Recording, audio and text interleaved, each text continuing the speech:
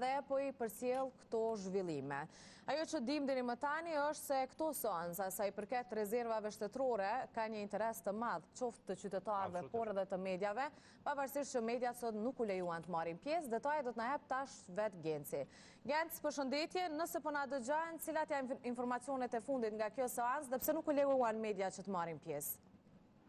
Po, përshëndetje, Ajda, tani për ju dhe gjithë shikuesit e televizionit të shtatë, atëherë për dallim nga 10 vjetori ku kishte dështuar seanca kullësore në rastin e rezervave shtetërore për shkak të mungesës së të gjitha palëve, sot ajo përmbahet në gjykatën themelore në Prishtinë, mirë po është e mbyllur për publikun. Fillimisht pra gjykatësi i pyeti palët e përfshira në procedurë në rast se dëshirojnë ta mbajnë të hapura apo të mbyllur për publikun, për shkak se siç tha gjykatësi Avni Syla, por në shkretësat që i kanë pranuar të lëndës, ka vërejtur pjesë redaktuara nga prokurori special, pra çikisht që kanë të bëjnë me sekretet shtetërore dhe shumica e avokatëve këtu, në fakt avokati i ministres tash në detyrë të industrisë, ndërmarrësisë dhe tregtisë, si dhe avokati i zëvendës sekretarit në moment Irfan Lipovica, po të çdo dy kërkuan që seanca të jetë e mbyllur për publikun për shkak se sipas tyre po këtu ka shumë konfidencialitet në dokumente dhe nuk mund të kenë çështje persona të tillë. Ata thanë se seanca mund të jetë e hapur publikut në rast se deklasifikohen dokumentet, mirë po në këtë situatë pra ku janë tash, seanca nuk duhet të jetë e hapur për publikun për shkak se, siç e thash, pra përbën sekret shtetëror disa pjesë të dokumenteve, të cilat po ashtu ishin edhe të redaktuara nga prokurori special.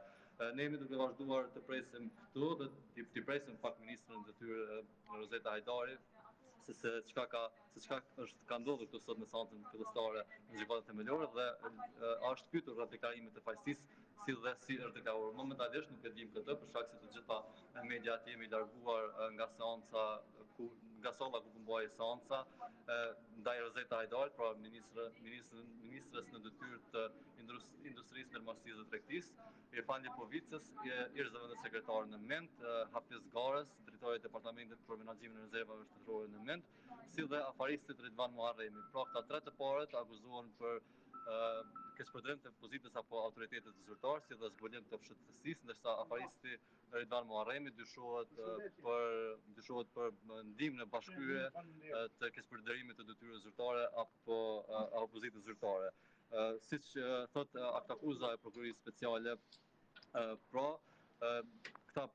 të cilët i përmenda të lartë cekurit dyshohen se i kanë shkaktuar dëm buxhetit të Kosovës me rreth 3 milion euro,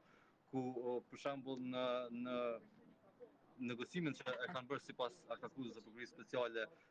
me një kompani turke, 10.000 ton grur pra i kanë blerë me çmim për rreth 4 milionë 800.000 euro, ku sipas prokurorisë speciale gjithnjë çmimi është 193 euro më i lartë se sa çmimi i tregut.